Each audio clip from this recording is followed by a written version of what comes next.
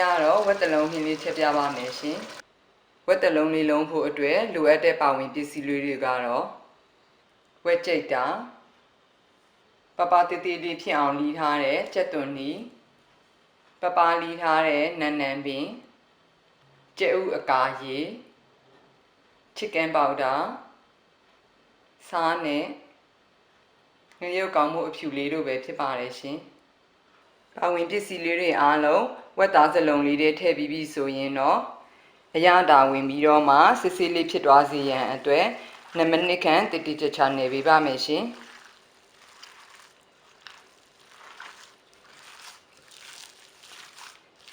စေးသွားအောင်တိတိကျကျနေပြီးသွားပြီဆိုရင်တော့ဝက်တလုံးလေးလုံးပေးပါမယ်ရှင်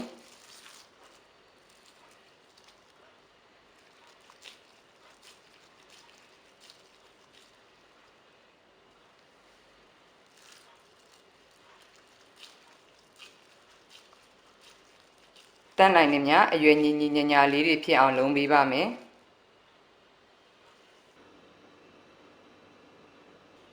ဝက်တလုံးဟင်းလေးချက်ဖို့အတွက်လိုအပ်တဲ့ပါဝင်ပစ္စည်းလေးတွေကတော့စီပပတေးသေးလီထားတဲ့ကြက်သွန်နီခရမ်းချင်တီအမဲပြော့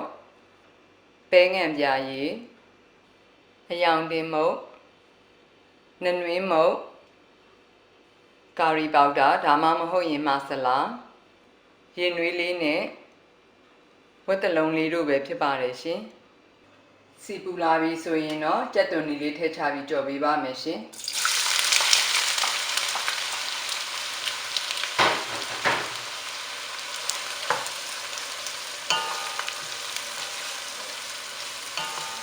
မီးပူချိန်ပြင်းပြင်းလေးနဲ့လိုအပ်တယ်လို့ညှိကြော်ပေးပါမယ်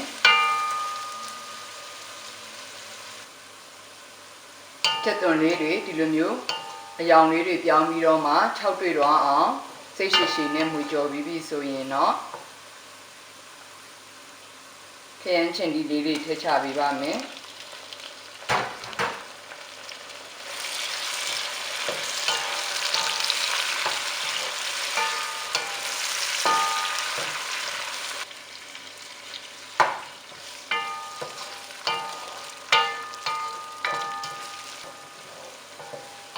ခရမ်းချင်ဒီဖက်ကလေးတွေ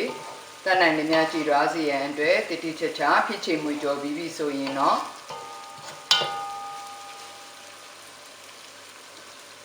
နံပြာရည်လေးထည့်ပေးပါမယ်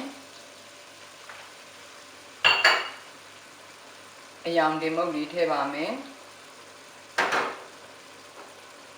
နနွေးမုတ်ကာရီပေါဒါလေးတို့ထည့်ပြီးတော့မှဝေကြော်ပေးပါမယ်ရှင်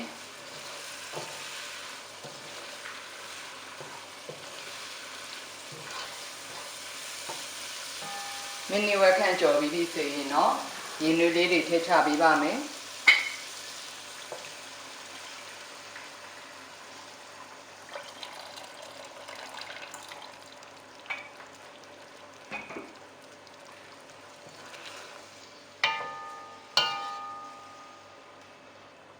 ဖုံလေးဖုံပြီးတော့မှ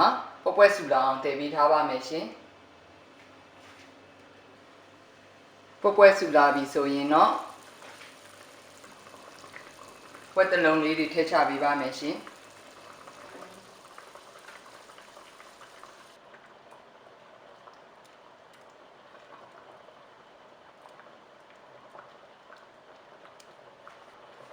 ဝက်တလုံးလေးတွေအားလုံးထည့်ချပြီးပြီဆိုရင်တော့အဖုံးလေးဖုံးပြီးတော့မှပြန်ပြီးပွဲဆူလာအောင်တည်ပြီးထားပါမယ်ရှင်ပွဲပြန်ဆူလာပြီဆိုရင်တော့ဝက်တလုံးလေးတွေမပေါက်ထွက်သွားစေရန်အတွက်ညင်ညင်တတလေးမွေရောပေးပါမယ်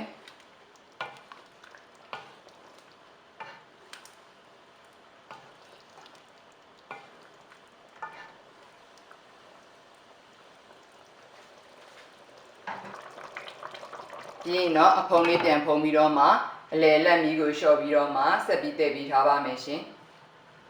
25မိနစ်ခန့်တည်ပြီးတဲ့နောက်မှာတော့ဝက်တလုံးဟင်းလေးအားအရသာရှိစွာသုံးဆောင်ဖို့အတွက်အသင့်ဖြစ်သွားပါပြီရှင်။